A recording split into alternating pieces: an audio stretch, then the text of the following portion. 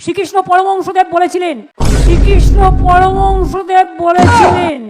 আরে অর্ধপাগল মূর্খমন্ত্রী, সরি মুখ্যমন্ত্রী, ওটা শ্রীকৃষ্ণ না, রামকৃষ্ণ পরমহংসদেব। শ্রীকৃষ্ণ পরমহংসদেব, যিনি গীতায় বাণী লিখেছিলেন, উপদেশ দিয়েছিলেন। কৃষ্ণ পরমহংসদেব না মুখ্যমন্ত্রী, ওটা ভগবান শ্রীকৃষ্ণ, যিনি গীতা লিখেছিলেন। বুদ্ধিটা কি আপনার এখনো হাঁটুর নিচেই আছে, নাকি ইচ্ছা করে আপনি হিন্দু ধর্মকে অপমান করছেন? কোনটা? কোনোদিন পড়েছো পাঁচালী?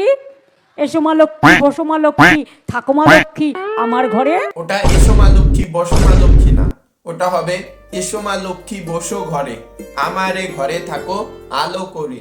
এইরকম লক্ষ্মীর পাঁচালী বলেন বলেই হয়তো মা লক্ষ্মী পশ্চিমবঙ্গ ছেড়ে চলে গেছে, আর দিয়ে গেছে 7.5 লক্ষ কোটি টাকার ঋণ। কোনোদিনও পড়েছো পাঁচালী? জয় জয় দেবী চরাচর সারে, কুজো সুবিত মুক্ত হারে, কুজো সুবিত মুক্ত হারে।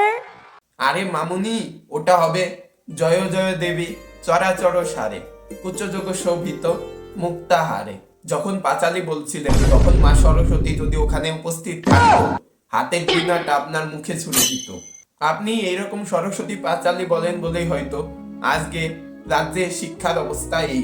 ভিডিওটি ভালো লাগলে চ্যানেলটি সাবস্ক্রাইব করে ভিডিওটিতে একটা লাইক করে দেবেন, আর আপনার মতামত কমেন্টে জানাবেন।